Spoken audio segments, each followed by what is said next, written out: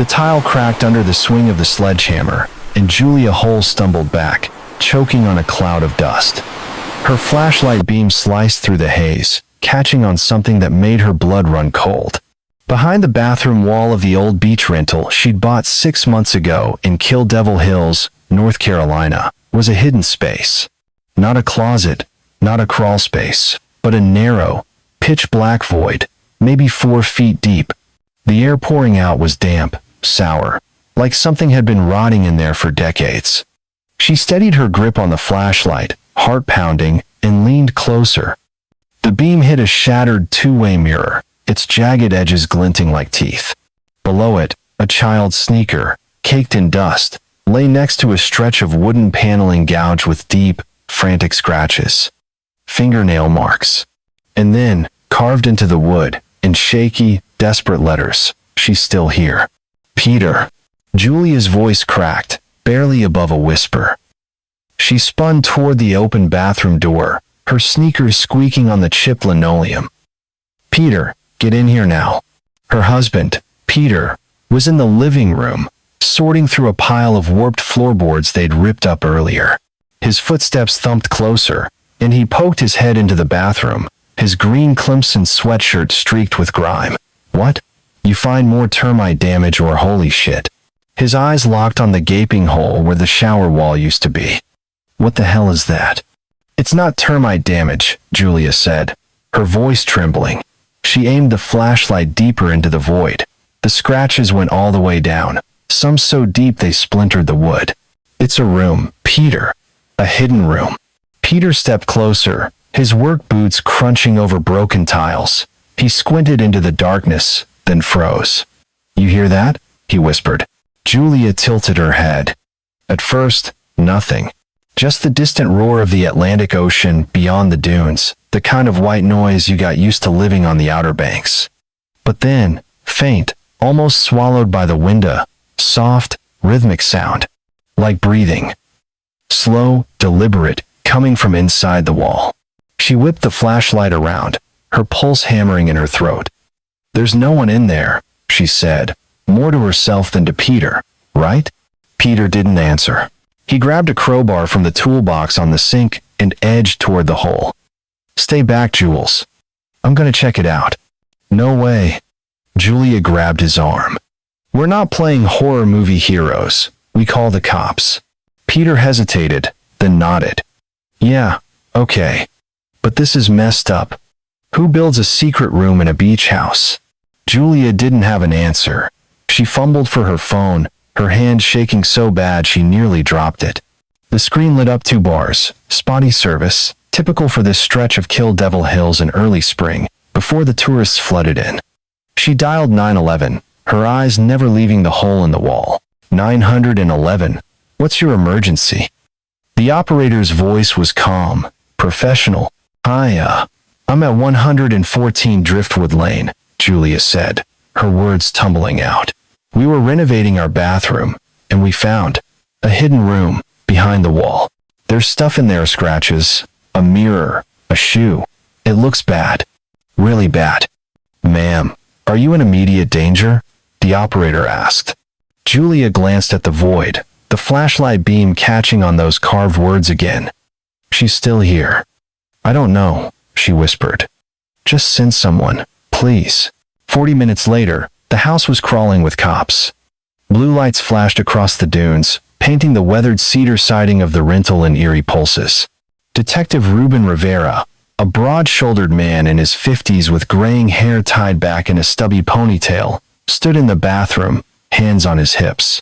His dark eyes scanned the hidden space like he was reading a crime scene straight out of a textbook.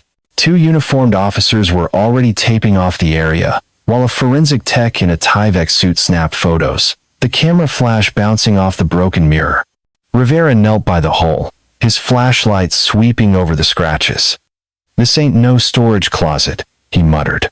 He reached in with a gloved hand and pulled out a small silver charm bracelet, its chain tarnished but intact, a tiny starfish, a flip-flop, and a heart with the initials TL dangled from it. He held it up to the light, then bagged it. "Found something else," he called to the tech. "Paper, crumpled, stuck in the corner.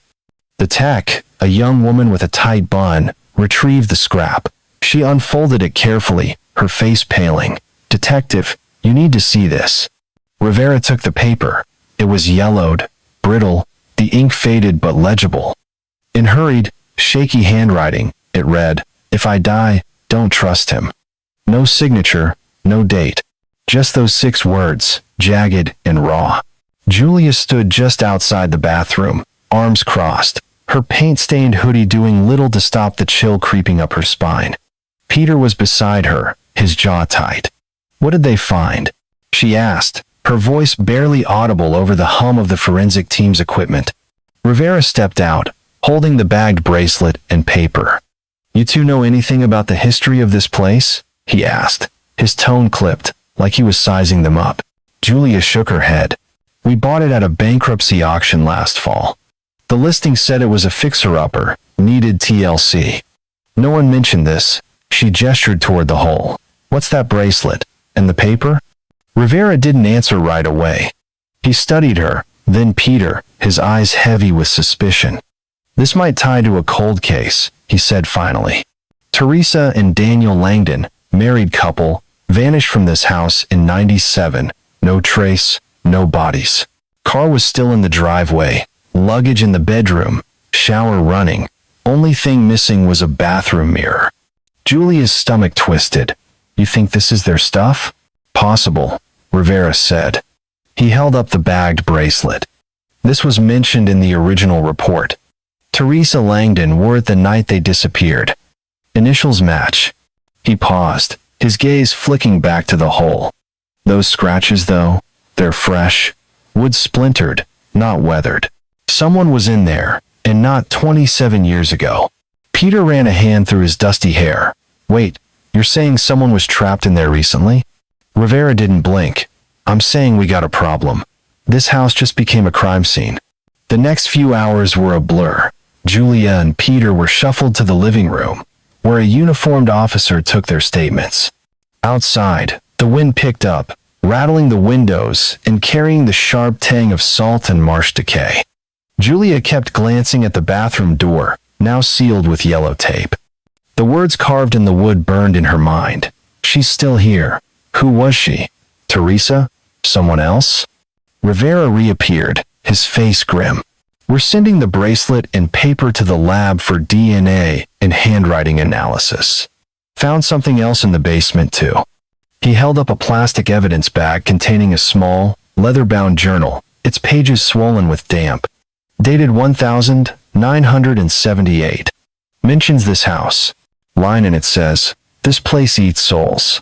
You know anything about that?" Julia shook her head, her throat dry. 1978? That's before the Langdons. Who wrote it? "No name," Rivera said. "But it was buried under a loose floorboard, like someone hid it. We're pulling prints off it now." He tucked the bag under his arm. "You two can't stay here tonight. We'll set you up at a motel. State'll cover it." Peter nodded, but Julia hesitated. "What about the breathing?" she asked. "We heard it. In the wall." Rivera's eyes narrowed, but he didn't dismiss her. "Could be air in the vents. Old houses like this, they make noises. But we'll check every inch. If there's something or someone in there, we'll find it." The motel was 3 blocks away, a faded 2-story joint called the Blue Bucket, with neon vacancy signs buzzing in the dark. Julia and Peter checked into room 6, a cramped space with thin walls and a lumpy bed. The room smelled of bleach and stale cigarette smoke, but it was better than staying in that house. Julia sat on the edge of the bed, staring at her phone. She'd snapped a photo of the hidden room before the cops arrived, and now she zoomed in on the carved words, the scratches, the broken mirror. Something about the mirror bugged her. It wasn't just two-way, it was angled, like it was meant to watch someone specific. Peter paced the room, his hands shoved in his pockets. "This is nuts, Jules. We bought a fixer-upper, not a damn murder house. What if that room's been there the whole time we were sleeping?" "Don't," Julia snapped, her voice sharper than she meant. She softened, rubbing her temples. "Sorry. I'm freaking out too, but we need to know what happened." That bracelet, the paper. Someone was trapped in there, Peter. Maybe Teresa. Or maybe it's just some sick prank, Peter said, but he didn't sound convinced. He stopped pacing and sat beside her. You really heard breathing?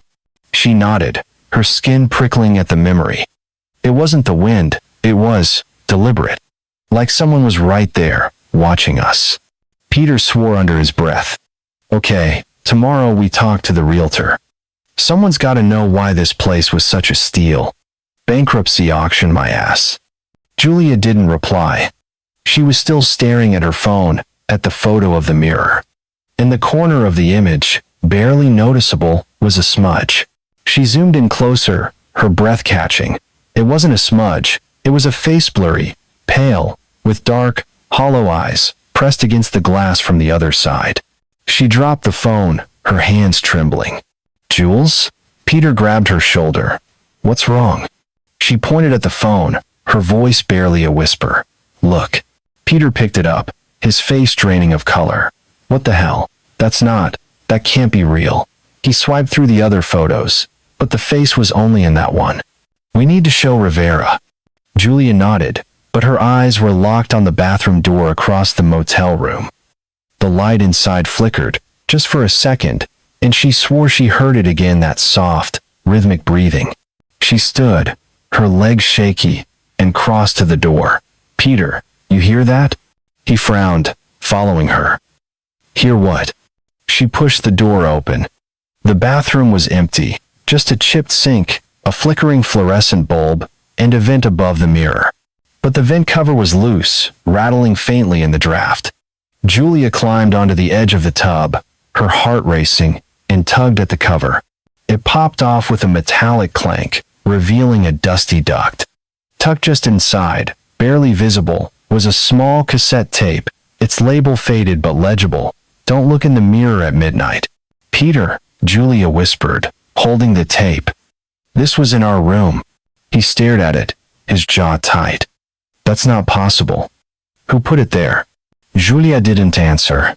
She glanced at her watch. 11:58 p.m., 2 minutes until midnight. Against every instinct screaming in her head, she turned to the mirror above the sink. The fluorescent light buzzed, casting harsh shadows across her face. She gripped the cassette tape, her knuckles white, and waited. Jules, don't, Peter said, his voice low. You heard Rivera. It's probably nothing. But she couldn't look away. The second hand on her watch ticked past 12 o'clock. The room went dead silent, the ocean's roar fading to nothing. And then, in the mirror, a small handprint appeared, smudging the glass. It wasn't hers. It wasn't Peter's. The mirror trembled, a low, guttural vibration, like something was pounding on it from the other side. Julia screamed, stumbling back.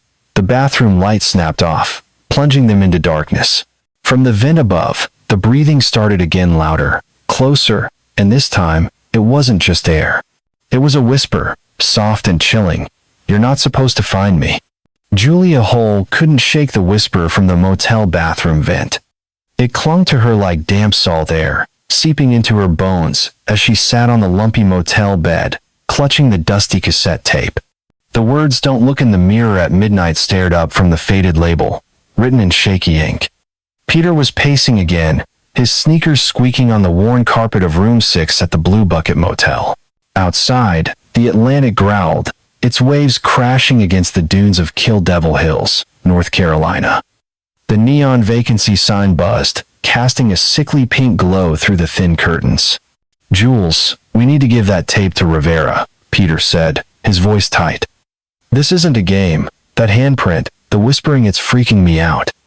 Julia's eyes flicked to the bathroom door, still ajar, the vent cover lying on the sink where she'd left it. You think I'm not freaked out? That wasn't just air in the vent, Peter. Someone spoke. She held up the tape, her fingers trembling. And this? It was in our room. How does that even happen? Peter stopped pacing, his hands shoved deep in his jeans pockets. Maybe it's been there for years. Old motels like this, they're full of junk. Could be some kid's prank from the 90s. Yeah, right, Julia snapped, her voice sharper than she meant. A prank that knows my name? She stood, gripping the tape like it might burn her. "We're not waiting till morning. I'm calling Rivera now." She grabbed her phone, the screen still showing the photo of the shattered mirror from their house at 114 Driftwood Lane. The blurry face in the corner pale, hollow-eyed made her stomach churn. She dialed the number Rivera had given her, her thumb hovering over the call button. The line crackled to life. "Rivera." The detective's voice came through, gruff and tired. It was past 1 a.m., but he sounded wide awake. "Detective, it's Julia Hull," she said, her words tumbling out. "We found something in our motel room, a cassette tape, in the bathroom vent. It says, 'Don't look in the mirror at midnight.' And last night, I saw something in the mirror, a handprint, then a voice." A long pause. "You're at the Blue Bucket, right?" Rivera asked, his tone sharp. "Stay put. Don't touch the tape anymore. I'm coming over." Julia hung up, her pulse hammering. She glanced at Peter, who was staring at the bathroom, like it might bite. "He's on his way," she said. "But I'm not sleeping until we figure this out." Detective Ruben Rivera pulled into the motel parking lot 20 minutes later, his unmarked sedan crunching over loose gravel. The wind was picking up, rattling the palm fronds and carrying the faint, coppery tang of marsh rot from the sound side of Kill Devil Hills. He stepped out, his dark windbreaker flapping, and scanned the motel. The Blue Bucket was a relic, a two-story dump with peeling paint and a reputation for shady guests. It had been torn down in 2004, rebuilt cheaper, but Rivera knew its history. Back in the 90s, it was tied to a string of missing persons cases, runaways, drifters, even a kid from room 9. None ever saw the... He knocked on the door of room 6, his flashlight clipped to his belt. Julia opened it, her face pale under the motel's flickering porch light. Peter stood behind her, arms crossed, looking like he hadn't slept in days. "Show me the tape," Rivera said, stepping inside. The room smelled of bleach and mildew, the kind of place you stayed when you had no other options. Julia handed him the cassette, now in a Ziploc bag she'd found in her purse. "It was in the vent," she said, pointing to the bathroom. "Right there, tucked just inside. And I swear, we heard a voice. It said, 'You're not supposed to find me.'" Rivera's eyes narrowed as he examined the tape through the plastic. The label was old, the ink smudged but legible. He turned it over, noting a faint scratch on the casing, like it had been pried open and resealed. "You touch anything else in there?" he asked. "No," Peter said, his voice defensive. "We're not idiots. We know it's evidence." Rivera didn't respond. He stepped into the bathroom, his boots echoing on the cracked tiles. The vent cover was off, lying on the sink. He shone his flashlight into the duct, the beam catching on cobwebs and rusted screws. Nothing else. But the air felt wrong, too cold, too heavy, like it was holding its breath. "All right," he said, turning back to them. "This goes to the lab with the bracelet and the paper we found in your house. But I need you to level with me. You ever hear anything about this place before you bought it? Rumors, stories, anything?" Julia shook her head. "Just what the realtor told us. Beachfront, 3 bedrooms, needs work. A steal at $220,000. No one said anything about hidden rooms or missing people." Rivera grunted, jotting a note in his pocket-sized notepad. "That house has a history. The Langdon case, 1997. Couple vanished, no trace. But it's not just them. Back in 78, a family of 4 disappeared from that same address, the Harpers. Parents, 2 kids, gone. Left their car, their clothes, even a half-eaten crab cake dinner on the table. Locals called it the Driftwood Lane curse. Said the house picks its victims." Peter snorted. "A curse? Come on, man. You're a cop, not a ghost hunter." Rivera's mouth twitched, not quite a smile. "I don't believe in curses, Mr. Hull. But I believe in patterns. 2 families, same house, same story. Now you find a secret room with scratches and a bracelet tied to a missing woman? That's no coincidence." Julia's skin prickled. "So what now? You think someone's still?" In there? Rivera didn't answer right away. He slipped the cassette into an evidence bag and sealed it. We're tearing that house apart tomorrow. Every wall, every vent. If there's more to find, we'll find it. The next morning, Julia drove to a weathered clapboard house on the edge of Kill Devil Hills, where Amos Creed, a local historian, lived. She'd found his name in an old online article about the Outer Banks unsolved mysteries. The article mentioned Creed's obsession with the Driftwood Lane house, claiming he'd spent decades collecting stories about its curse. Julia needed answers, and Rivera was too busy crawling through her house with a forensic team to give them. Amos's place was a mess-sagging porch, windows smeared with salt spray, and a yard choked with sea oats. She knocked, clutching a thermos of coffee she'd grabbed from a gas station. The door creaked open, revealing a wiry old man in his 70s, his eyes sharp behind thick glasses. Books and papers spilled across every surface inside, like a library had exploded. "You Julia Hull?" Amos asked, his voice raspy, like he'd smoked one too many unfiltered Camels. "Heard you bought the Driftwood house. Bad move, girl." Julia bristled but kept her cool. "I need to know what you know about that place." The cops found a hidden room. There's a bracelet, a note, scratches. They're saying it's tied to a couple who vanished in '97. Amos gestured her inside, his hands trembling slightly. The air smelled of old paper and mildew.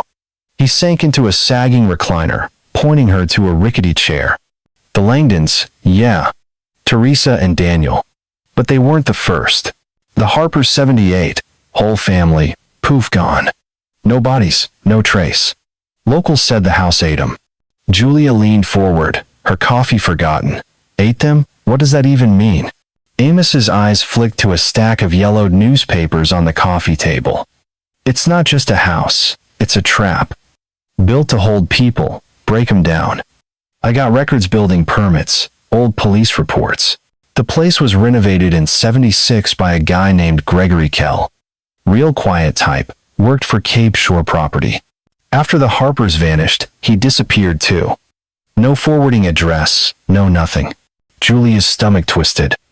"You think this Kell guy built that room?" Amos nodded, pulling a faded photo from a folder. It showed the Driftwood Lane house in the '70s, its cedar siding fresh, the dunes untouched. But in the upstairs window, a shadow stood vague, human-shaped, but wrong. "Found this in the county archives," Amos said. "Nobody lived there when it was taken. So who's that?" Julia stared at the photo, her skin crawling. "You're saying the house is haunted?" "Not haunted," Amos said, his voice dropping to a whisper. "Alive. It chooses who stays, who disappears, and it's still hungry." Back at 114 Driftwood Lane, Rivera's team was ripping the house apart. The forensic techs had set up floodlights, turning the gutted bathroom into a stark, white-lit crime scene. They'd found more in the hidden room, a strand of brown hair, tangled in a cobweb near the ceiling, and a cracked pink plastic comb, its teeth snapped like broken bones. Rivera stood by the hole, watching a tech bag the evidence. "Got a hit on the hair," the tech said, checking her tablet. "Female, mitochondrial DNA matches Teresa Langdon's maternal line. The comb's got blood traces to degraded for a full profile, but it's human." Rivera nodded, his jaw tight. "What about the scratches?" The tech pointed to the gouged wood. "Fresh, like I said. Splinters are clean, no weathering. Someone was clawing at this within the last year, maybe less." Riveras Gutkernet. If someone had been in there recently, where were they now? He stepped out to the living room, where Julia and Peter were waiting, looking like they hadn't slept. "We're pulling prints off the journal from the basement," he told them. "Found something else too. A logbook from Cape Shore Property, dated 1996. Lists a bathroom ventilation expansion by Gregory Kell. Notes mention a special observation grid and a mirror placement." "Sound familiar?" Julia's eyes widened. "The two-way mirror. He built that room on purpose." "Looks like it," Rivera said. "Kell was the property manager, handled the Langdon booking in '97, then he vanished, same as them." Peter rubbed his face. So this guy's a psycho who builds secret rooms to, what, spy on people? Worse? Rivera didn't answer. His radio crackled, and a deputy's voice came through. Detective, you need to see this. Found something in the attic. The attic was a sweltering maze of insulation and exposed beams, the air thick with dust. Rivera climbed the pull-down ladder, his flashlight cutting through the gloom. A deputy pointed to a corner where insulation had been peeled back, revealing a small wooden box, its lid nailed shut. Rivera pried it open with a crowbar, revealing a single item, a cloth doll, no face, just a blank stitch where eyes should be. Tucked inside its torn belly was a scrap of paper, folded tight. Rivera unfolded it, his breath catching. In childish scrawl, it read, "Katie, don't tell." Katie, Rivera muttered. He knew that name. Katie Lane, 6 years old, vanished from Chesapeake, Virginia, in 1996. Her case had gone cold in weeks, no leads, no suspects. He bagged the doll and paper, his mind racing. Was Katie in this house too? Back downstairs, he showed the find to Julia and Peter. Julia's face went pale. A kid? You're saying a kid was in that room? Maybe, Rivera said. We're running DNA on the hair and blood. If it's Katie Lane, this just got bigger. Julia's eyes flicked to the bathroom, now a skeleton of studs and wires. What about the Harper family? Amos said they disappeared in '78. Same house. Rivera's jaw tightened. Amos Creed, that old kook? He's been spinning ghost stories for years. But I'll talk to him. If there's a connection, we'll find it. Julia couldn't sit still. She left Peter at the house and drove to the local library, a squat brick building off Highway 158. She needed more than Amos's cryptic warnings. The librarian, a woman with a tight perm and a name tag reading Doris, pointed her to the county archives. Julia spent hours digging through microfiche, her eyes burning from the flickering screen. She found it in a 1978 issue of the Outer Banks Sentinel. Family of 4 vanishes from Kill Devil Hills rental.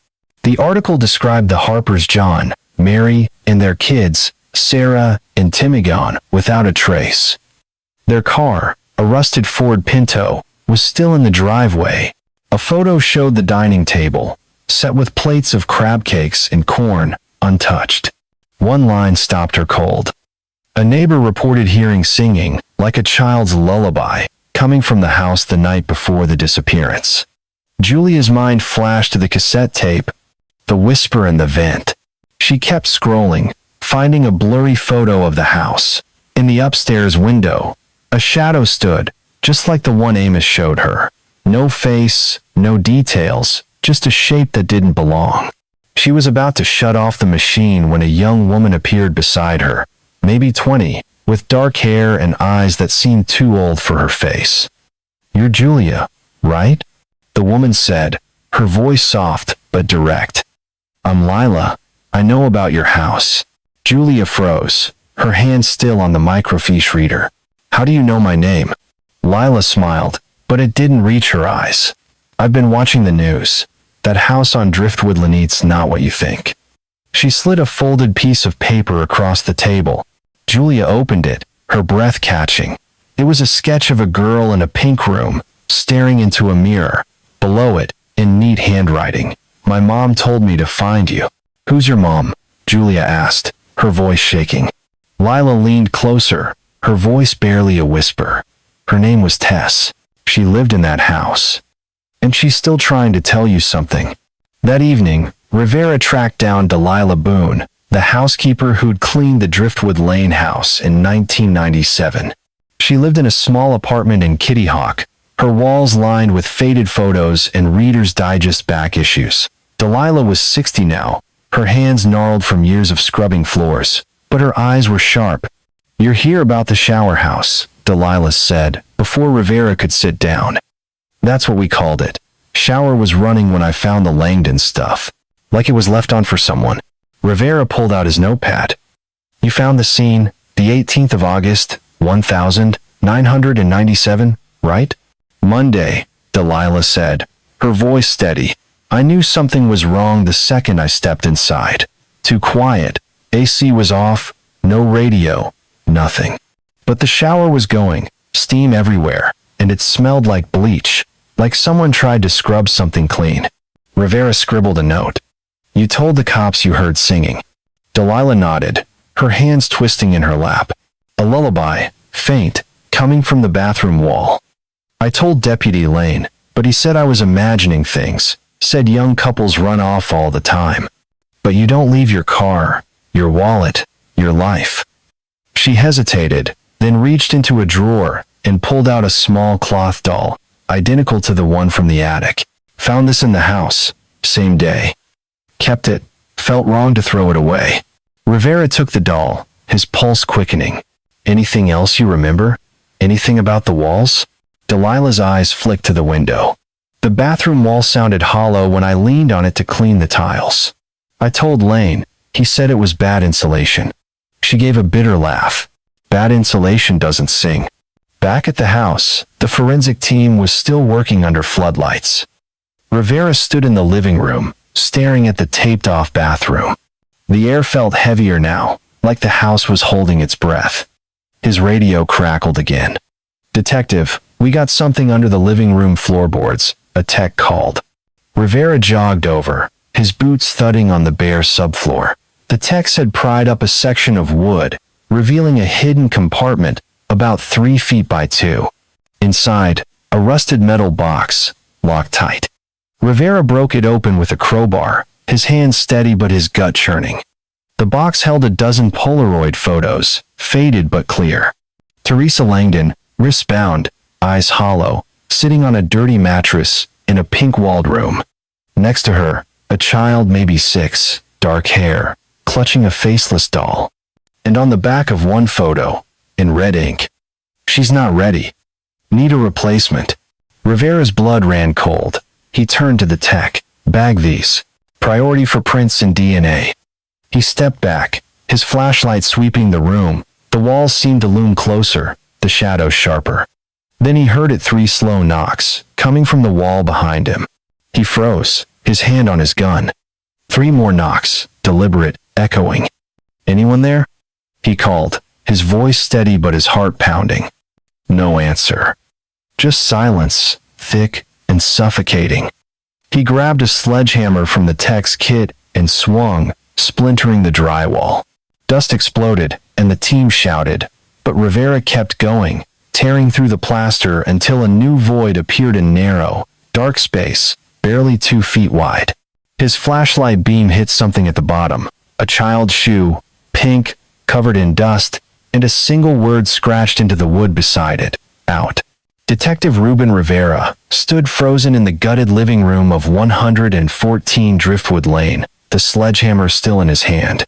Dust swirled in the beam of his flashlight, settling like ash over the splintered drywall he'd just smashed open. The new void stared back at him, a narrow, black slit barely 2 feet wide, carved into the bones of the house.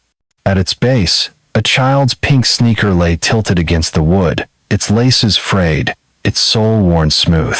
Next to it, scratched into the paneling in jagged, desperate letters, was a single word, out. The 3 slow knocks he'd heard moments ago still echoed in his head, deliberate, taunting, like the house itself was playing with him. His radio crackled, but he ignored it, his eyes locked on the void. The air pouring out was cold, heavy with the sour stink of decay, and something else, something metallic, like old blood. Detective? A forensic tech called from behind, her voice shaky. You okay? What's in there? Rivera didn't answer. He crouched, shining his light deeper into the space. The beam caught on more scratches, dozens of them, clawing up the wood like a map of despair.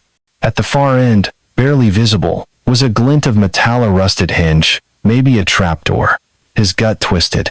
This wasn't just a room, it was a maze, built to hide something or someone. Get the team in here, he barked, standing up. We need lights, cameras, everything. This house is a damn labyrinth. Julia Hull stood in the doorway, her arms crossed tight, her face pale under the floodlights. Peter was beside her, his jaw clenched, his Clemson sweatshirt streaked with sawdust. They'd been watching the forensic team tear through the house all day. But this new discovery hit different. Julia's eyes flicked to the pink sneaker, then to the word out. "That's a kid's shoe," she whispered. "You think it's Katie's?" Rivera didn't meet her gaze. "Maybe. We'll know when the lab gets back on the DNA from the doll." He turned to the tech. "Bag that shoe. Check for prints, blood, anything." Julia stepped closer, her voice trembling. "Ruben, those knocks, you heard them, right? That wasn't just the house settling." Rivera's mouth tightened. He'd heard them, all right, 3 slow, deliberate thumps, then 3 more, like a signal, but he wasn't about to admit it spooked him. "Old houses creak," he said. "Could be pipes, could be wind. We'll figure it out." Peter snorted, his voice sharp. "Pipes don't knock like that, man. That was someone, or something." Rivera shot him a look. "You want to help, Mr. Hole? Stay out of the way, and let us do our job." The next morning, Julia sat in a cramped coffee shop off Highway 158, her hands wrapped around a styrofoam cup of burnt coffee. The place smelled of fried eggs and sea salt, the kind of greasy spoon where locals swapped fishing stories and tourists grabbed breakfast before hitting the dunes. She'd barely slept. The image of that pink sneaker and the word out burned into her mind. Across from her sat Lila, the strange girl who'd approached her at the library yesterday. Lila's dark eyes were fixed on a sketch she'd drawn a girl in a pink room, staring into a mirror, with the words "My mom told me to find you" scrawled below. Julia didn't know why she trusted Lila, but something about the girl's quiet intensity felt real. "You said your mom was Tess," Julia said, keeping her voice low. "You think she's Teresa Langdon, the woman who disappeared from my house?" Lila didn't look up, her fingers tracing the sketch. "I don't think. I know. She left me clues. Dreams, mostly. She's out there, Julia, and she's trying to tell you something." Julia leaned forward, her coffee sloshing. "Clues? Like what? That tape we found in the motel? The doll? What's she trying to say?" Lila's eyes flicked up, sharp and unreadable. "That you're not safe. The house doesn't just take people. It keeps them, and it's watching you now." Julia's skin prickled. "Watching me? Lila, you gotta give me more than riddles. Who's watching? And how do you know all this?" Lila slid the sketch across the table. "I was born in that house. Not in a hospital, not in a normal room, in one of those walls. My mom got out, but she never really left. She told me to find you, to warn you." Julia stared at the sketch, her heart pounding. The girl in the drawing had Teresa's eyes, the same hollow stare from the Polaroids Rivera had shown her. "You're saying you're her daughter, born in that room?" Lila nodded, her voice barely a whisper. "I don't remember much. I was little. Someone got me out a woman, not my mom, but the house. It doesn't forget." Before Julia could press her, Lila stood, leaving the sketch on the table. "Meet me at the beach tonight, near the big rock by the pier. You'll see." She walked out, her sneakers silent on the linoleum floor. Back at the house, Rivera's team had moved to the attic, where they'd found the cloth doll and the note about Katie Lane. The space was a furnace, the air thick with dust, and the faint, acrid smell of mold. Rivera knelt by a pile of insulation, his flashlight sweeping over a section of floorboards that didn't quite match the rest. A tech was already prying them up, revealing a hidden compartment, about 3 feet square. Inside was a metal lockbox, rusted shut, its edges dented like it had been buried in a hurry. "Careful," Rivera said, his voice low. "Could be more evidence." The tech used a bolt cutter to snap the lock, and the lid creaked open. Inside, a stack of VHS tapes, unlabeled, their plastic cases scratched and yellowed. Tucked between them was a folded piece of paper, its edges brittle. Rivera unfolded it, his breath catching. It was a blueprint of the house, dated 1996, with red ink annotations. PR Princess Room, northeast corner. MV Mirror View, bathroom. Fee feeding entry, crawl only. At the bottom, in neat, chilling handwriting, For Teresa, she'll learn to love it. Jesus, Rivera muttered. He handed the blueprint to the tech. Bag this. Get those tapes to the lab. Priority. We need to know what's on them. The tech nodded, but her eyes were wide. Detective, look at this. She pointed to the back of the lockbox lid, where a single sentence was scratched into the metal. Daniel, why? Rivera's stomach dropped. Daniel Langdon, Teresa's husband, was supposed to be a victim, but that question, carved in desperation, told a different story. He grabbed his radio. Give me everything we have on Daniel Langdon. Now. By noon, Rivera was back at the Currituck County Sheriff's Office, a squat brick building that smelled of stale coffee and copier toner. He spread the Langdon case file across a metal table in the cold case room, its pages thin and yellowed from 27 years of neglect. The original report was sparse. Teresa and Daniel Langdon, married 6 years, no kids, vanished from the Driftwood Lane rental on the 18th of August, 1997. Car in the driveway, luggage untouched, shower running. No signs of struggle, no forced entry, just a missing bathroom mirror and a faint bleach smell near the drain. But now, with the new evidence, the bracelet, the Polaroids, the blueprint, Rivera saw the case differently. He flipped to a witness statement from Delilah Boone, the housekeeper who'd found the scene. She'd mentioned the shower, the bleach, the lullaby from the wall. Another detail caught his eye. Daniel seemed off the last time I saw him. Kept staring at the bathroom mirror, whispering to himself. Rivera's phone buzzed. It was the lab. Detective, we got a hit on the VHS tapes, the text said. One's playable. You're not gonna like this. He drove to the crime lab, a sterile building 10 miles south. The viewing room was dim, lit only by the flicker of a monitor. The tech loaded the tape, and grainy footage filled the screen. It showed a narrow room, walls painted pink, a dirty mattress on the floor. Teresa Langdon sat on it, her wrists bound with rope, her eyes glassy. A man's voice came through, low and calm. Teresa, do what he says. It's easier that way. Rivera froze. That wasn't Gregory Kell. It was Daniel Langdon. The footage shifted. Daniel stepped into frame, his face pale, his hands shaking. Teresa, please. He'll let us go if you listen. The camera panned to a two-way mirror, reflecting Daniel's nervous eyes. Then another voice, colder, off-screen. She's breaking. Keep going, Danny. The tape cut to static, but Rivera's blood ran cold. Daniel wasn't a victim. He was helping Kell. Voice analysis? Rivera asked, his voice tight. Confirmed, the text said. 98% match to Daniel Langdon's voice from a 1,995 voicemail in the case file. The other voice likely Kell, but we're still working on it. Rivera leaned back, his mind racing. Give me everything on Kell. Employment records, property deals, anything. This guy wasn't just a manager. He was building a damn prison. Julia met Lila at the beach that night, near the pier where the dunes met a jagged black rock locals called the Devil's Tooth. The wind howled, carrying the sharp tang of salt and seaweed. Lila stood by the rock, her dark hair whipping in the breeze, her eyes fixed on a series of carvings etched into the stone swirls, lines, and a single set of initials, TL. How'd you know about this? Julia asked, her voice nearly drowned by the crashing waves. Lila knelt, tracing the carvings with her finger. My mom showed me. In a dream, she said the rock holds secrets. Look closer. Julia crouched, her flashlight beam catching on the initials. Below them, barely visible, was a faint outlinea handprint, small, like a child's. Her heart skipped. This is Teresa's?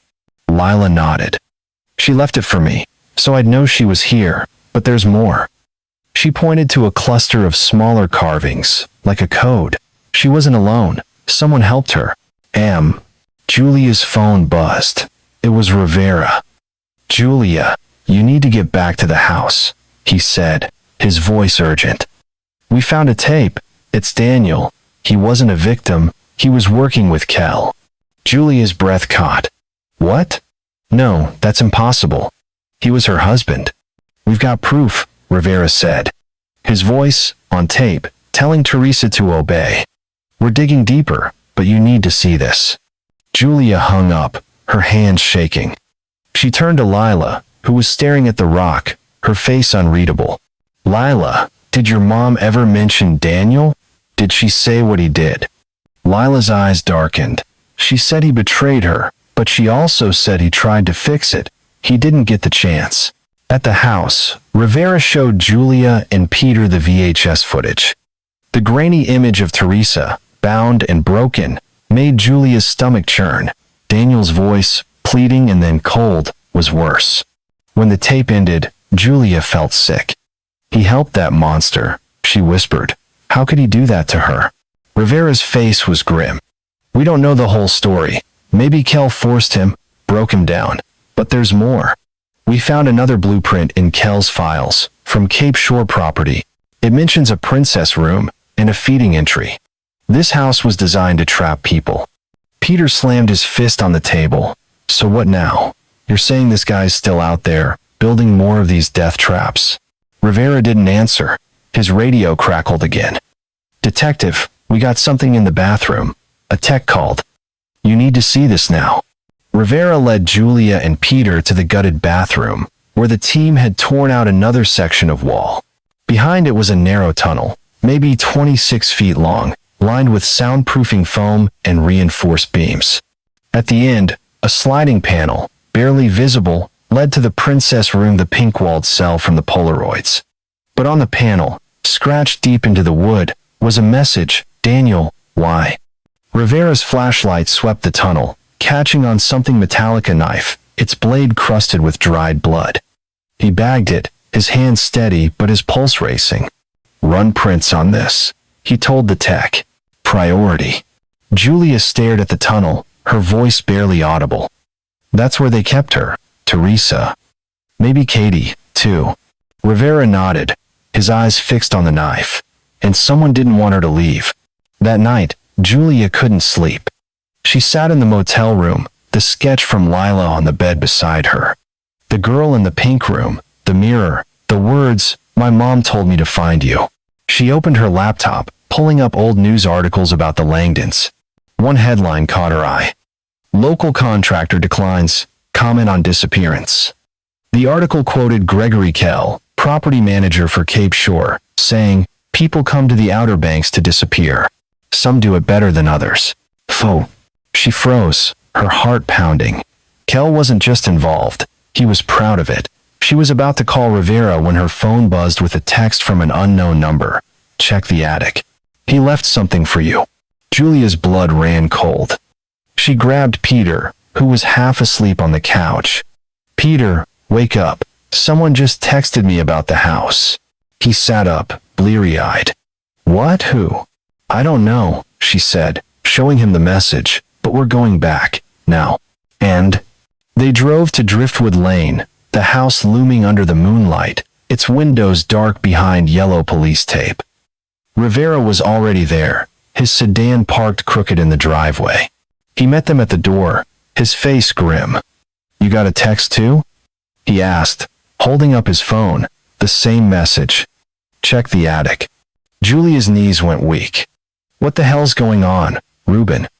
I don't know, he said, his hand on his gun. But we're finding out. Oh. They climbed to the attic, the air thick with dust and heat. Rivera's flashlight swept the space, landing on a pile of insulation in the corner. Tucked beneath it was a small black notebook, its cover worn but intact. Rivera opened it, his breath catching. The pages were filled with names. Katie Lane, 1996. Teresa Langdon, 1997. Sarah Harper, 1978. And at the bottom, in fresh ink, Julia Hull, 2025. She'll be perfect. Julia's heart stopped. That's my name, she whispered. Rivera's eyes met hers, his voice low. We need to get you out of here, now. Before they could move, the attic light flickered, then died. From the darkness below, 3 slow knocks echoed through the house, followed by a whisper, clear and chilling, you shouldn't have opened the book. The attic of 114 Driftwood Lane was a suffocating trap of dust and shadows, the air thick with the sour reek of mildew, and something sharper, like rusted metal. Julia Hull stood frozen, her breath shallow, as the echo of those 3 Sloan knocks faded into silence.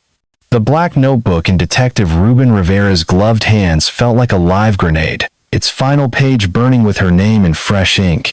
Julia Hull, 2025. She'll be perfect. The attic light had died, plunging them into darkness, and that whisper, "You shouldn't have opened the book," still hung in the air, cold and deliberate, like a blade pressed to her spine. Rivera's flashlight beam cut through the gloom, catching on the notebook's worn cover, but the shadows seemed to claw it back, swallowing the light. "Ruben," Julia whispered, her voice barely audible over the distant roar of the Atlantic outside. "Who sent that text? How do they know my name?" Rivera didn't answer right away. His jaw was tight, his dark eyes scanning the attic like a predator sniffing out a threat. "I don't know," he said finally, his voice low and clipped. "But we're not staying here to find out. Move." Peter grabbed Julia's arm, his fingers digging in. "Jules, let's go. This place is messed up." But Julia couldn't move. Her eyes were locked on the notebook, on her name scrawled in that neat, chilling script.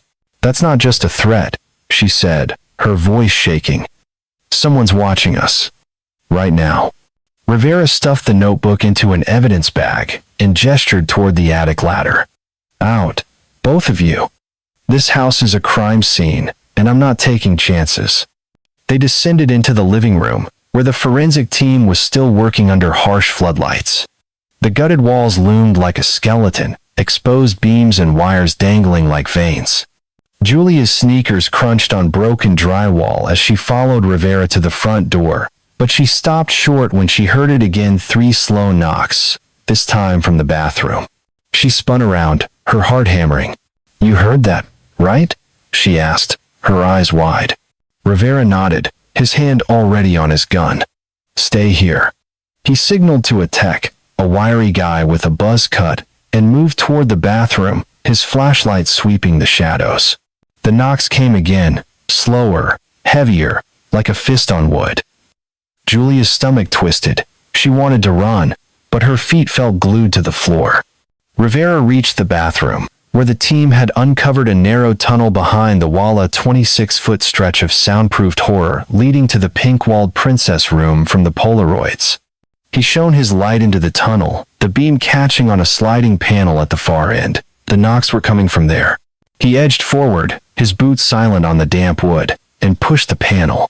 It slid open with a groan, revealing the princess room. Pink walls, a filthy mattress, a 2-way mirror cracked down the middle. And on the floor, a single Polaroid, face up, showing a girl maybe 6, dark hair, clutching a faceless cloth doll. Her eyes were wide, terrified, staring straight at the camera. Rivera picked up the photo, his pulse racing. On the back, in red ink, "Katie learns quickly." He bagged it, his hands steady but his mind screaming. Katie Lane, the 6-year-old who vanished in 1996. This was her. He knew it. "Detective," the tech called from the living room. "We got something under the floorboards." Rivera jogged back, leaving the tunnel open. The techs had pried up a section of the living room floor, revealing a rusted metal box, about 2 feet by 1, buried in the subfloor. Rivera broke it open with a crowbar, the hinges screaming. Inside, a pile of bones, small, disarticulated, wrapped in a tattered blanket. A child's bones.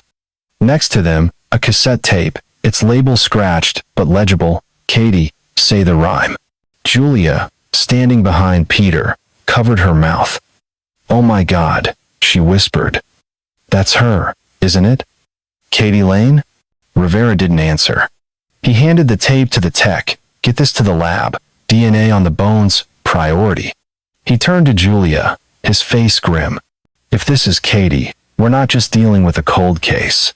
This is a graveyard." The next day, Julia sat in her car outside the Currituck County Sheriff's Office, her hands gripping the steering wheel. The morning was gray, the sky heavy with the threat of a spring storm rolling in from the Atlantic. She'd barely slept, haunted by the Polaroid of Katie and the notebook with her name. Lila's words from the beach kept circling in her head. The house doesn't just take people, it keeps them. She tried calling Lila, but the girl's number went straight to voicemail, a generic robotic message that gave nothing away. Inside the sheriff's office, Rivera was waiting in the cold case room, a stark space with flickering fluorescent lights and a metal table piled with evidence bags. He slid a folder toward Julia as she walked in. "Lab results on the bones," he said. "Preliminary DNA matches Katie Lane, reported missing from Chesapeake, Virginia, in '96. She was 6. Cause of death undetermined, but the fractures suggest trauma. Someone hurt her bad." Julia's stomach churned. "She was in that room," she said, her voice barely above a whisper. "The princess room, that's where they kept her." Rivera nodded, his eyes heavy. "We found something else on the cassette tape. It's rough." He hesitated, then slid a small recorder across the table. "You sure you want to hear this?" Julia swallowed hard. "Play it." The recorder hissed, then a child's voice came through, small and trembling. "If I'm good, I'll see the light. If I'm bad, it's endless night." A pause, then a man's voice, low and coaxing. "Again, Katie. Say it like you mean it." The girl repeated the rhyme, her voice breaking. The tape ended with a soft sob, then static. Julia's hands clenched into fists. "That's Kell, isn't it? Gregory Kell." "Likely," Rivera said. "Voice analysis is still running, but it matches the other tapes. He used that rhyme to control her, break her down." He leaned back, rubbing his temples. "But there's more. We pulled Kell's employment records from Cape Shore property. He wasn't just a manager. He was a contractor, specialized in custom renovations. The blueprints we found, they're his. He designed that house to trap people, soundproofing, hidden tunnels, two-way mirrors. All of it." Julia's mind raced. "So he built the princess room for Katie. And Teresa. And maybe others," Rivera said. "We found a second blueprint in the lockbox. It mentions 12 houses, all along the East Coast, from Maine to Florida. Each one has a princess room, or something like it. If Kell built them, we're looking at a network." Julia's blood ran cold. "A network? You're saying he did this in other places?" Before Rivera could answer, his phone buzzed. He glanced at the screen, his face darkening. "It's the lab. They found something on the knife from the tunnel." He put the call on speaker. "Go ahead." "Detective, we got prints off the knife," the text said. "They matched Daniel Langdon." No question.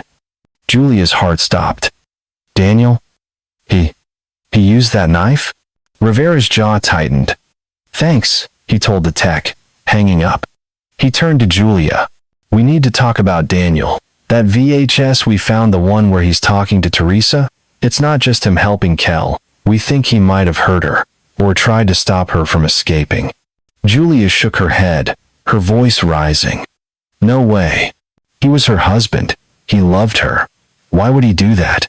"People break," Rivera said, his tone flat.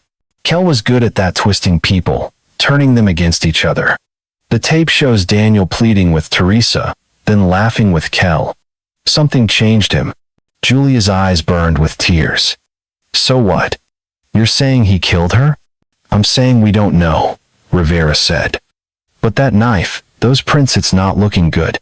That afternoon, Julia drove to Amos Creed's house, her hands shaking on the wheel. The old historian's cryptic warnings about the Driftwood Lane curse were starting to feel less like ghost stories and more like truth. But when she pulled into his driveway, the house was dark, the windows shuttered. She knocked, her knuckles stinging against the weathered wood. No answer. She tried the door unlocked. Her stomach twisted as she stepped inside. The air was stale, heavy with the smell of old books and damp carpet. "Amos?" she called, her voice echoing. Nothing. She moved through the cluttered living room, her flashlight beam catching on stacks of papers and photos. On the coffee table, a small mirror lay face up, its surface scratched with 3 words, "They're still here." Julia's breath caught. She spun around, half expecting to see Amos or someone else standing behind her. The house was empty, but the air felt charged, like a storm was brewing inside the walls. She grabbed the mirror and a folder labeled Driftwood Lane from the table, then bolted back to her car. Her phone buzzed as she slid into the driver's seat. A text from Lila. "Meet me at the Rock. Now." The Devil's Tooth loomed over the beach, its jagged surface catching the fading sunlight. Lila stood beside it, her dark hair whipping in the wind. She didn't turn as Julia approached, her eyes fixed on the carvings etched into the stone, swirls, lines, and those initials, TL. The child's handprint was still there, faint but unmistakable. "You found something at Amos's, didn't you?" Lila said, her voice soft but urgent. Julia held up the mirror, her hands trembling. "This, and a folder." "He's gone, Lila." His house was empty. Lila's eyes darkened.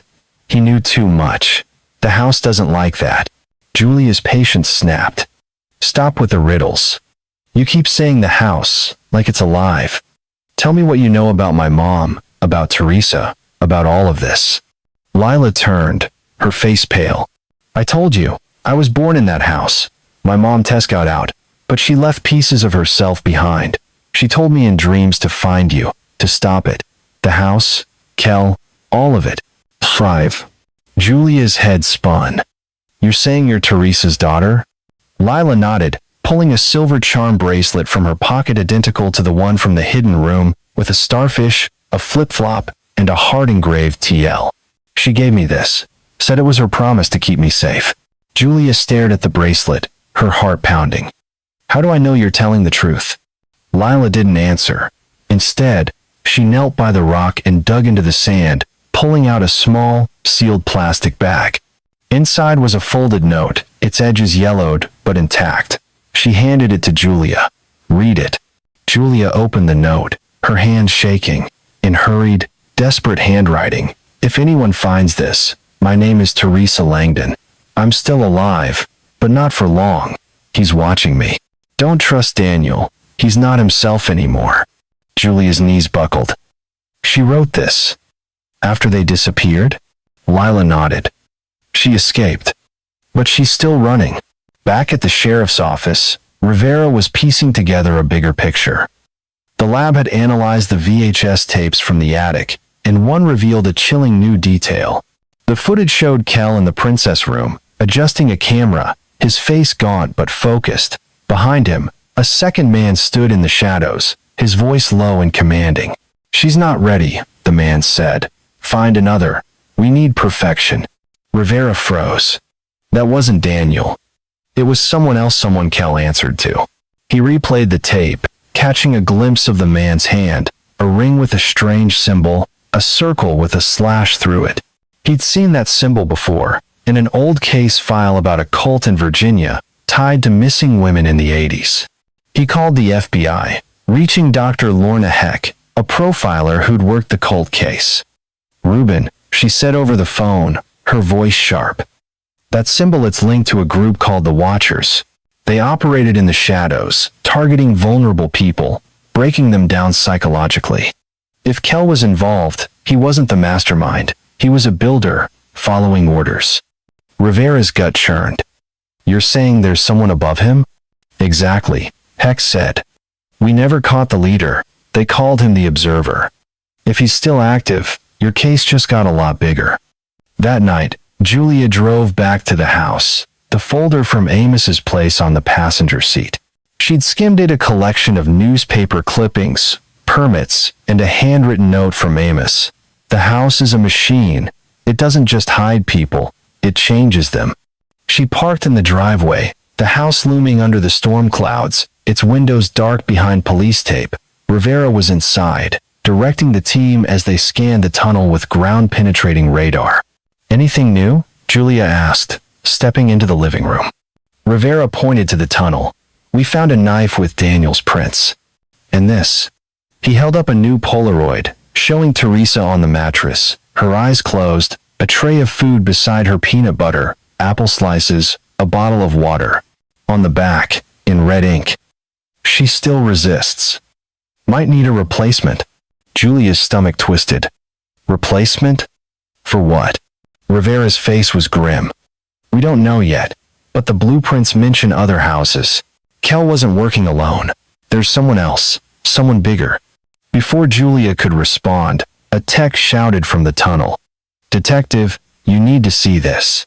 They ran to the bathroom, where the team had opened a second panel in the tunnel. It led to a smaller chamber, barely 5 feet by 3, with a single item inside, a VHS tape labeled Training DL. Rivera grabbed it, his hand steady but his pulse racing. Get this to the lab, he said. Now. Hi? As the tech bagged the tape, Julia's phone buzzed. Another text from an unknown number. You're getting too close. Check the mirror. Her heart stopped.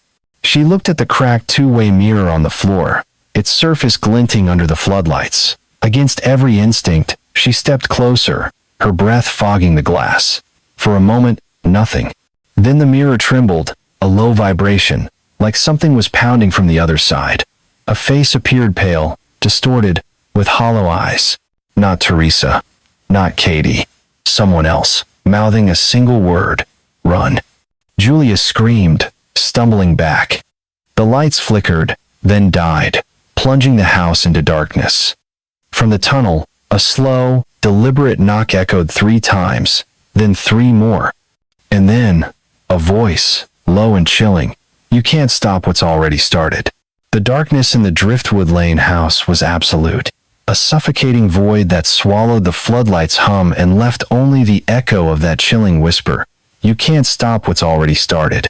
Julia Hull stumbled back from the cracked two-way mirror, her scream still ringing in her ears. The face in the glass spale, distorted, with hollow eyes mouthing run was gone, but its afterimage burned in her mind.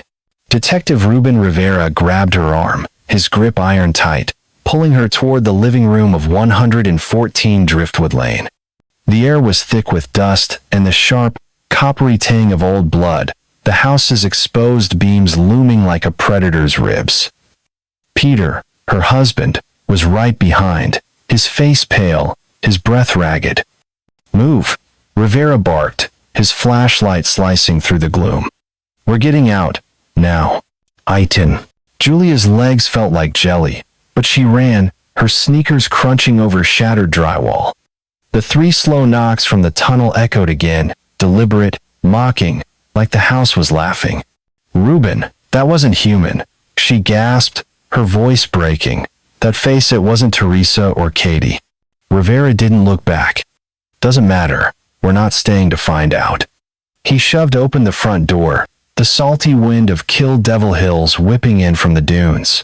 Blue police lights flashed outside, but the house felt alive, its shadows clawing at their backs as they spilled onto the porch. Peter grabbed Julia's shoulders, his eyes wild.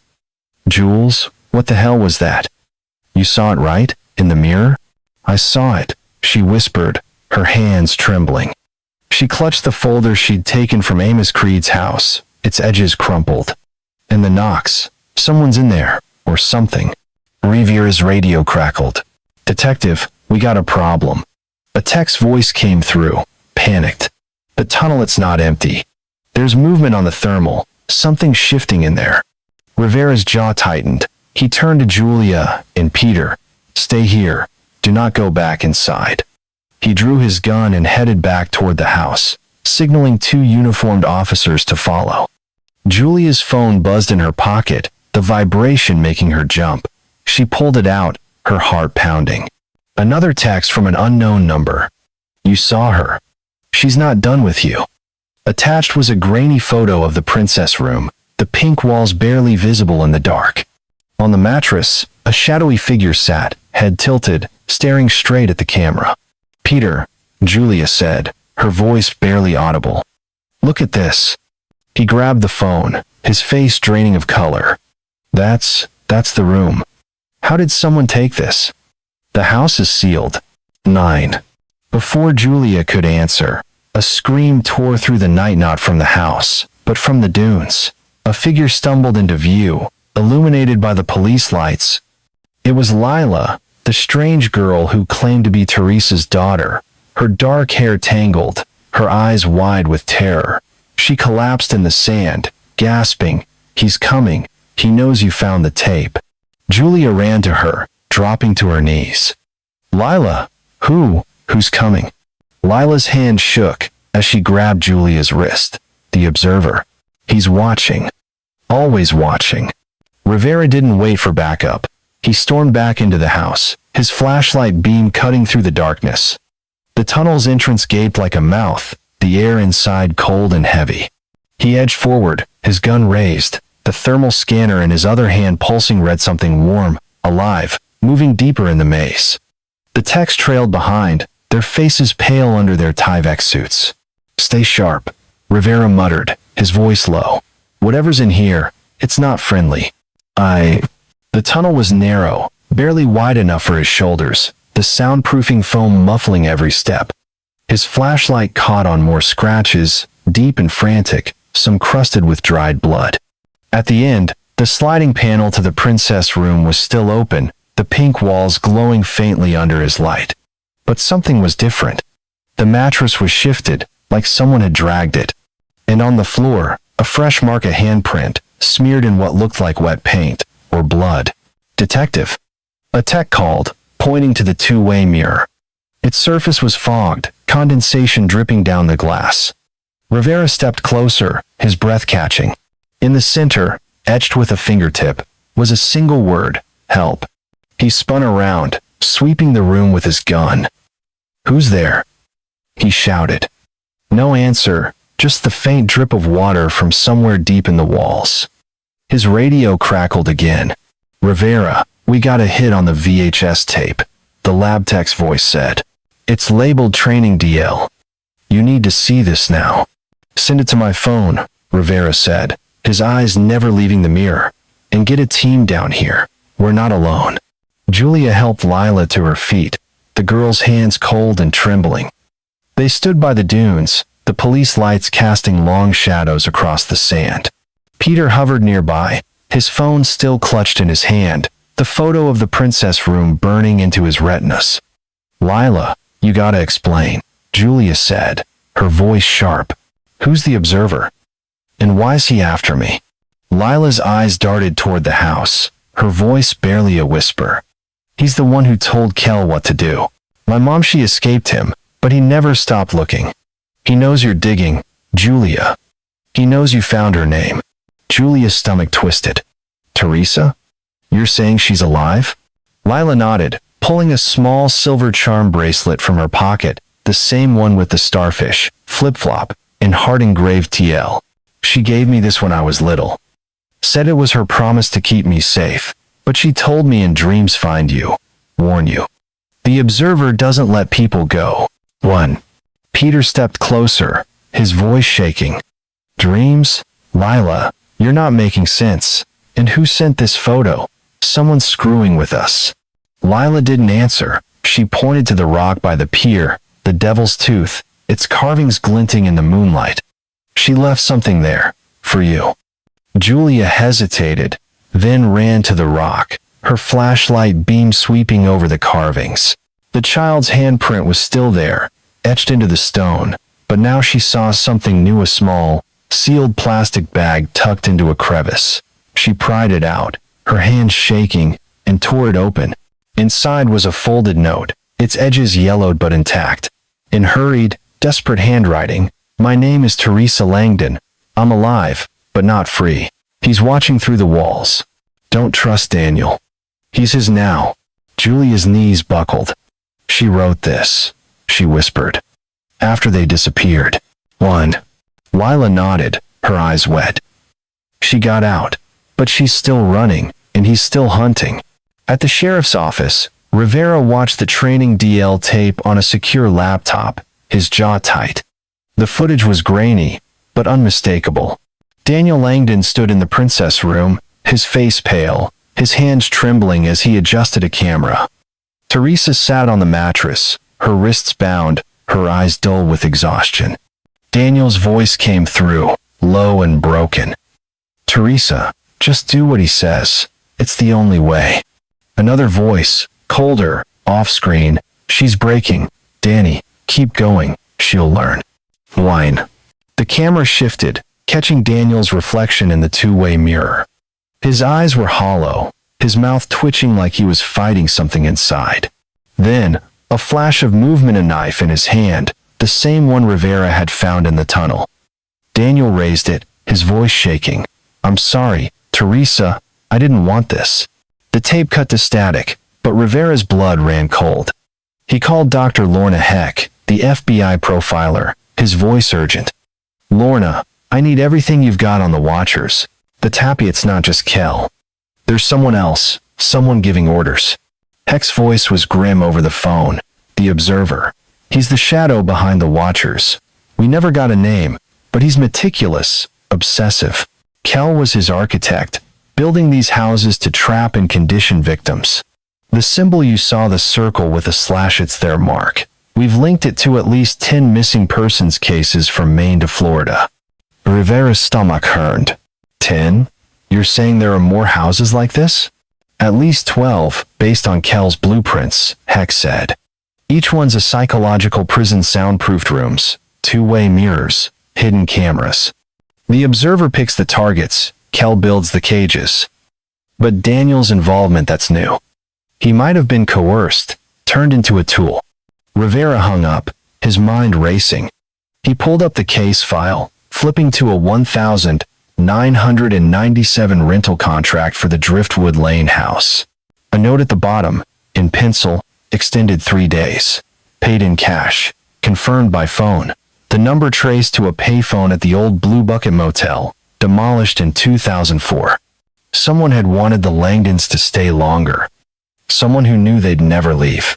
Julia sat in the motel room, the note from Teresa on the bed beside her. Peter was pacing, his hands shoved in his pockets. "This is insane, Jules," he said. "Teresa's alive?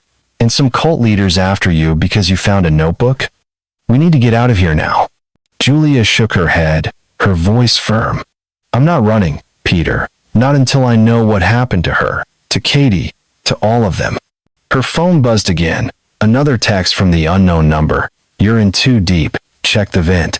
Julia's heart stopped. She crossed to the bathroom, her hands trembling as she climbed onto the sink and pried off the vent cover. Inside, tucked just beyond the lip, was a small cassette tape, its label scratched but legible. "Tess, 2003.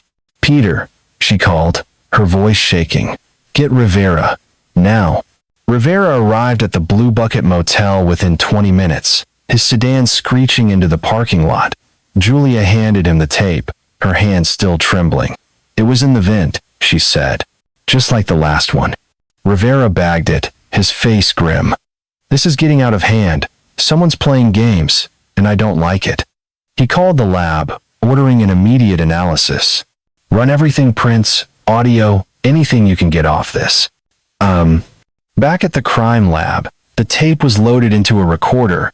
It hissed, then a woman's voice came through, weak but clear.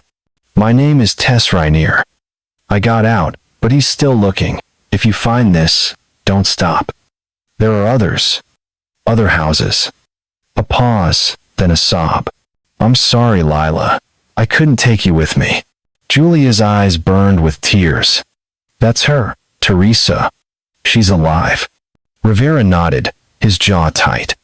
"The lab's running handwriting analysis on the note from the rock. It matches Teresa's signature from her driver's license.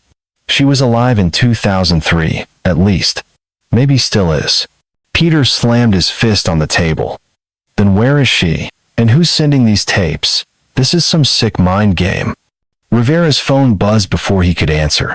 It was Heck. "Ruben, we got a hit on the Observer symbol. It showed up in a 2003 women's shelter report from West Virginia. A woman named Tess Rainier checked in, stayed 3 nights, then vanished. She left a note. If I'm good, I'll see the light." Sound familiar? Rivera's blood ran cold. The rhyme from Katie's tape. "Exactly," Heck said. "She was running from the Observer, and if she's still out there, she's a loose end he wants tied up." That evening, Julia met Lila at the beach again, the wind howling as storm clouds rolled in. Lila stood by the Devil's Tooth, her face pale. "You heard the tape," she said, her voice flat. My mom's alive, but she's scared, always scared. Julia clutched the charm bracelet Lila had given her, its silver warm against her skin. As she held it, a sudden chill ran through her, and her vision blurred. For a split second, she saw Teresa, running through a dark field, blood dripping from her hand, a man's shadow chasing her. The image vanished, leaving Julia gasping. Lila, what was that? She asked, her voice shaking. I saw her, your mom. Lila's eyes widened. You're connected to her now. The house that links people. You found her things, so it's pulling you in. Julia's phone buzzed again, the screen lighting up with a new message. You're next. Check your room. Her heart stopped. She ran back to the motel, Lila and Peter trailing behind. The door to room 6 was ajar, the lock jimmied. Inside, on the bed, was a package wrapped in brown paper, no address, no name. Julia tore it open, her hands trembling. It was a VHS tape, labeled to Julia, 2025. She called Rivera, her voice frantic. Ruben, there's another tape. It's got my name on it. He arrived in minutes, his face grim. They loaded the tape into a portable player, the screen flickering to life. It showed Teresa Alder, gaunt, standing in a room identical to the princess room, pink walls and all. She looked straight at the camera, her eyes hollow but fierce. Julia, she said, her voice steady. Don't find me. Find the others. The house is there everywhere. The camera panned out, revealing a row of identical rooms, each with a figure inside, bound and silent. A man's voice, low and cold, cut in. She thinks she escaped. No one escapes us. The tape ended in static, but the final image lingered a door, slightly ajar, leading to darkness. Julia's breath caught. They're still doing this, she whispered. It's not just Kel. Rivera's face was stone. We're shutting this down. But you're not safe here, Julia. Not anymore. Before she could respond, Lila screamed, collapsing to the floor. Her eyes rolled back, her body shaking. He's here, she gasped. The observer, he's coming for you. Julia's heart stopped. The motel room's lights flickered, then died. From the bathroom, a slow, deliberate knock echoed 3 times, then 3 more, and then, a voice, soft and chilling, welcome to the family. The motel room was a tomb of flickering shadows, the air thick with the stench of bleach and fear. Julia Hull stood frozen, her scream caught in her throat, as Lila's body shook on the floor. Her eyes rolled back, white and unseeing. The girl's voice rasped out. He's here. The observer, he's coming for you. The lights in room 6 at the Blue Bucket Motel died, plunging them into darkness. From the bathroom, 3 slow knocks echoed, deliberate, like a heartbeat carved into the silence. Then the voice, slow, cold, and slithering through the vent, welcome to the family. Julia's heart pounded so hard she thought it might crack her ribs. Peter grabbed her arm, his grip bruising, while Detective Ruben Rivera drew his gun, his flashlight beam slicing through the gloom, catching on the bathroom door. Stay back, Rivera barked, his voice sharp as a blade. He edged toward the bathroom, his boots silent on the worn carpet. Whoever's in there, come out now. No answer. Just the faint drip of water from the sink, each drop hitting the porcelain like a ticking clock. Julia's eyes darted to Lila, who was gasping, her hands clawing at the floor. Lila, talk to me, Julia said, dropping to her knees. What's happening? Lila's eyes fluttered, focusing briefly. He knows, she whispered. The observer. He's in the house. Always in the house. Peter's face was pale, his voice trembling. Jules, we need to get out of here. This is nuts. But Julia couldn't move. The VHS tape labeled to Julia, 2025 lay on the bed, its final image burned into her mind. Teresa, standing in a row of pink-walled rooms, each holding a bound figure. And that voice. She thinks she escaped. No one escapes us. Her phone buzzed again, the screen lighting up with a new text from an unknown number. You're part of it now. Open the door. Rivera spun around, his gun trained on the motel room door. Nobody moves, he said, his voice low. Julia, give me that phone. Fine. She handed it over, her hand shaking. Rivera scrolled through the message, his jaw tight. This is a setup, he muttered. Someone's watching us, and they're close. He grabbed his radio. Unit 12, I need backup at the Blue Bucket, room 6, now. The radio crackled, but before a response came, the bathroom door creaked open, just an inch. A cold draft poured out, carrying the faint, coppery tang of blood. Rivera aimed his flashlight, the beam catching on the vent cover, now loose again, rattling in the breeze. Something glinted inside a small, black object, barely visible. He climbed onto the sink, his gun still drawn, and reached in. His fingers closed around a micro-cassette recorder, its tape still spinning. Jesus, he whispered, pressing play. The recorder hissed, then a man's voice came through, calm and chilling. Julia, you found her. But you're too late. The house keeps what it takes. Peter's voice cracked. That's not Kel. That's someone else. Rivera's face was stone, the observer. He bagged the recorder and turned to Julia.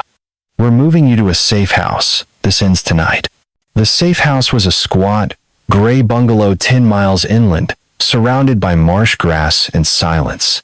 Rivera's team had swept it for bugs, but Julia still felt eyes on her, like the walls themselves were watching. She sat on a lumpy couch, the folder from Amos Creed's house open on her lap.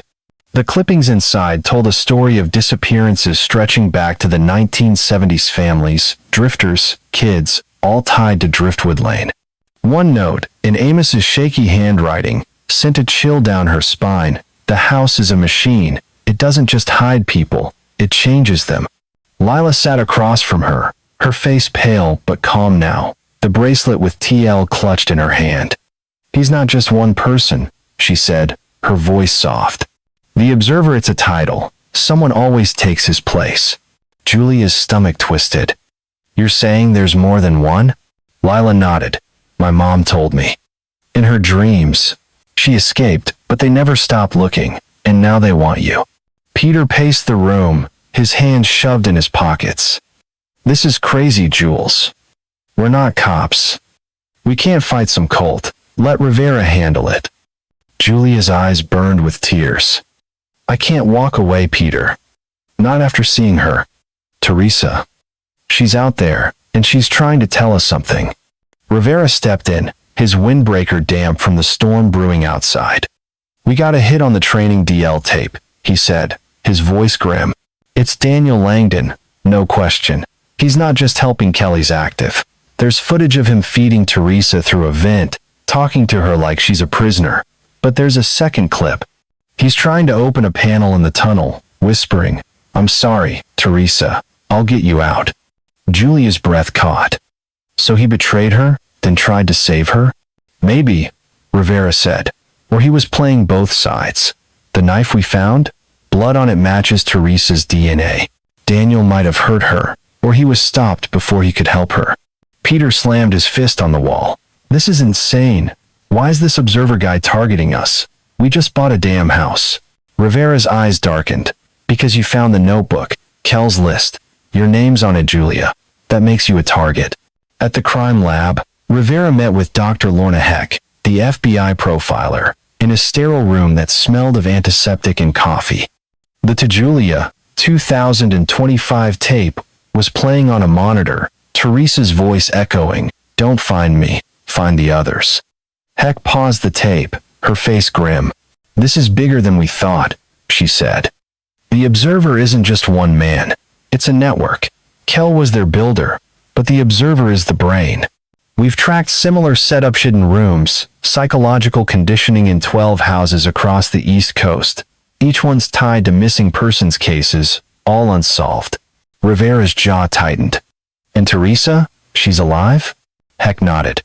The tape's from 2025, based on metadata. She's out there, but she's not free. The observer's using her to draw you in, Julia. You're the bait. Rivera's phone buzzed a report from the lab. The microcassette from the motel had Daniel's voice, but another voice overlapped, older, colder. You failed, Danny. She's gone. Now we start again. The lab confirmed the second voice didn't match Kel's. It was the observer. Rivera flipped through the case file, landing on a 2003 shelter report from West Virginia. A woman named Tess Rainier had checked in, no ID, repeating a rhyme under her breath. If I'm good, I'll see the light. The shelter's intake sheet had a note. Patient left a drawing of a pink room. Said it was her home. Handwriting analysis matched the note from the Devil's Tooth Rock. Teresa was alive, at least until 2003. Maybe longer. Julia couldn't sit still. She drove back to Driftwood Lane, against Rivera's orders, the storm now lashing the coast with rain and wind. The house loomed under the gray sky, its windows taped, its cedar siding battered. She slipped under the police tape, her flashlight shaking in her hand. The living room was a wreck, exposed beams, torn drywall, and the tunnel's entrance gaping like a wound. She needed to see it again, to understand why her name was in that notebook. Inside the bathroom, the princess room was lit by a single floodlight, its pink walls sickly under the glare. The two-way mirror lay cracked on the floor, its surface fogged with condensation. Julia stepped closer, her breath hitching. The mirror trembled, a low vibration, like something was pounding from the other side. She reached out, her fingers brushing the glass, and froze. A handprint appeared, small, childlike, smearing the fog. Then another, larger, next to it. A voice whispered, faint but clear, "You're one of us now." Julia stumbled back, her flashlight dropping. The room plunged into darkness, and the knocks came again, 3, then 3 more, from deep in the tunnel. She ran, her heart pounding, and collided with Rivera, who just arrived with 2 officers. "What the hell are you doing here?" he shouted, grabbing her arm. "I told you to stay put." "I had to see it," Julia gasped. The mirror had moved. "There's someone in there. Ruben." "Oh." Rivera's eyes narrowed. He shone his flashlight into the tunnel, the beam catching on a new discovery, a trapdoor, nailed shut, at the far end. "Stay back," he said, signaling the officers. They pried it open, the wood splintering, revealing a small chamber, 5 feet by 3. Inside, a rusted camcorder, a collapsible stool, and a cardboard box filled with unlabeled VHS tapes. Rivera grabbed one, its label scratched but legible. The Observer Watches. Back at the sheriff's office, Rivera played the tape. It showed Kel, gaunt and sweating, standing in the princess room. He spoke to the camera, his voice low. "She's gone, Teresa. She broke the rules. But the Observer says we don't stop. There are others."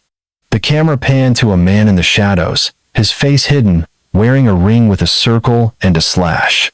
"Find the next one," the man said. "She'll be perfect." Rivera paused the tape, his blood running cold. "That's him, the Observer." "And so?" Heck leaned forward, her eyes sharp. "We've got a name. Frank Harrow, ex-sheriff's deputy, retired in '98. He worked the Langdon case, buried evidence, kept Kel off the radar. We found his prints on a payphone log from the Blue Bucket, 1997. He's still alive, living in Virginia Beach." Julia's voice shook. "He's been watching me, this whole time?" Heck nodded. "You're a threat. You found the notebook, the tapes. He wants you silenced." That night, Julia, Rivera, and a tactical team descended on Driftwood Lane. The storm was raging now, rain hammering the roof, wind rattling the windows. Harrow had been spotted near the house, a gray figure slipping through the dunes. Rivera's plan was simple: trap him, end this. But Julia felt the house shift around her, its walls creaking like a living thing. Inside the bathroom, the trapdoor was open, the chamber empty except for a single item, a note, written in Teresa's handwriting. "I got out. Don't let him win." Julia clutched it, her heart racing. "She's alive," she whispered. "She's fighting him." Rivera's radio crackled. "Suspect sighted," an officer shouted. "Back porch, moving fast." They ran outside, guns drawn, the rain soaking them instantly. Harrow stood by the dunes, a tall, gaunt man in his 70s, his eyes glinting with madness. "You can't stop it," he shouted, his voice cutting through the storm. "The houses are everywhere. She's one of us now." Rivera aimed his gun. "Harrow, hands up, it's over." Harrow laughed, a sound like breaking glass. "Teresa? She's not free. She's running our game now, training the new ones." He pulled a lighter from his pocket, flicking it on. "This house is done. But there are others." Before Rivera could fire, Harrow tossed the lighter into a pile of debris soaked with gasoline. Flames erupted, licking up the cedar siding, swallowing the house in seconds. Julia screamed, pulling back as the heat seared her face. Harrow vanished into the dunes, the fire's roar drowning out his laughter. Rivera grabbed Julia, dragging her to safety. "We'll find him," he said, his voice fierce. "This isn't over." The house burned for hours, the flames painting the night orange. Julia stood at the edge of the dunes, rain mixing with tears on her face. The princess room, the tunnels, the mirrors all gone. But as the fire died, a firefighter handed Rivera a singed metal box, found in the ashes. Inside was a small mirror, cracked but intact, and a note, "Julia, you did it. Now find the others." Julia's breath caught. She turned the mirror over, and for a split second, she saw her reflection but with Teresa's eyes, fierce and unbroken. The image vanished, leaving only her own face, pale and shaken. Rivera's voice was low. "We'll keep looking. For Teresa, for Harrow, for the other houses." Julia nodded, her voice steady. "She's out there, and she's not alone." 2 days later, in a small town in Maine, a woman checked into a motel, her hair gray, her face lined but her eyes sharp. She gave her name as Tess Rainier, paid in cash, and took room 6. In her bag, a notebook, filled with sketches of pink rooms and mirrors. She tore out a page, folded it, and slid it under the mattress. "You are not alone." In Kill Devil Hills, Julia stood on the beach, the ashes of Driftwood Lane scattered across the dunes. She held the singed note from Teresa, her fingers tracing the words. The waves crashed, carrying a faint whisper, almost like a voice, "Keep going." But in another town, miles away, a house stood quiet, its cedar siding fresh, its windows dark. Behind a bathroom wall, a panel slid open, revealing a pink room, a two-way mirror, and a new name scratched into the wood, "Next."